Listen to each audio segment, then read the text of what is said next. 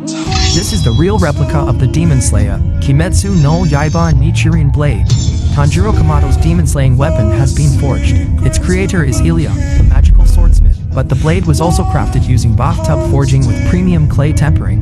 The accuracy in this recreation is incredible. The steel was forged by masters. To make this blade, Ilya specially ordered bathtubs from Japan, since they contained a lot of impurities. Each piece was hammered flat, then materials for forging the blade was selected based on the grain of the cross-section.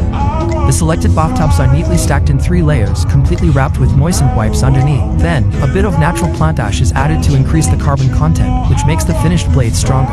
Every one of these techniques pays homage to the traditional Japanese sword forging methods. For the heating and simmering process, natural coal is used instead of modern furnaces. Once the steel billet reaches the right temperature, a human-shaped auxiliary hammer is brought in for forging. For this initial fusion, not even a power hammer is needed. After the fusion is complete, the billet is cut in the middle using a hot cutting method, and then restacked. The white substance being sprinkled is borax, which helps promote the fusion of the steel billet. After folding, the hammer can be swung with full force to carry out the fusion, and wood ash must be continuously added during the process. Only after this does the power hammer come into play for heavy forging, which removes impurities, and the forceful hammering also helps further fuse the steel billet. After confirming that the billet has been stretched to the required length, it is hot cut and broken again, split from the middle, and repeatedly restacked. The main purpose is still to thoroughly remove internal impurities. The water forging method has always been one of the distinctive features of Ilya's blade forging. Not only is it highly effective, but it is also extremely visually impressive. In fact, the carbon content of natural iron sand is nowhere near that of modern steel. As you can see, Ilya has already performed multiple rounds of folding and forging, all for the sake of purification. Only in this way can the actual strength of the blade blank be ensured after shaping. Along the way, adjustments also need to be made with a hand hammer, one round after another. Once the fusion is perfect, a V-shaped mold is used to bend the steel bar, hammering it into a U-shape to wrap around new steel. The newly added material is modern high-carbon steel. At this point, the well-known 3-layer hammer welding technique is formed. Ilya handles the 3-layer hammer welding with ease, even without the need for borax to aid the fusion. Once the 3 layers are perfectly fused, the steel blank can be stretched out in preparation for shaping the blade. The tip of the Japanese-style blade is still made using an angled cut, followed by reverse hammering underneath until the katana tip is formed. This step of shaping and adjustment is especially important since the accuracy of the Nichirin Blade's recreation depends entirely on this stage. Under the relentless hammering of the mechanical arm, the blade blank gradually takes shape. Next, Ilya mixes high-carbon steel powder with water and carefully applies it to both sides of the blade's spine.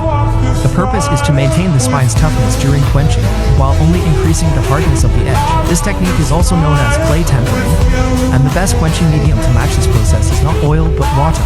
After all, water quenching cools the blade more quickly and results in higher hardness. Of course, mastering this technique is also much more demanding. This time, the water quenching was nearly perfect. The blade is straight and hard. The next step is the fine grinding stage. Traditional Japanese stone polishing can take up to a month, and after that, the blade collar must be made from brass, an essential part of a Japanese sword. He even specially annealed the brass for this process. You see, unlike hard steel, brass actually becomes softer the more it is quenched, and the softer the brass, the easier it is to shape, especially when cutting it to size, which improves precision. The highly recognizable blade shape is crafted from soft steel and adjusted with a handsaw. This step truly tests both skill and patience. You can also see Ilya's passion for recreating anime weapons in the meticulousness of his work. Next, he selects wood to make the handle, carves out a groove to fit the tang for an initial comparison, and then can confidently proceed to sanding it for the perfect grip. For the outer layer, he wraps the handle with stingray skin, which not only improves the grip but also enhances its appearance.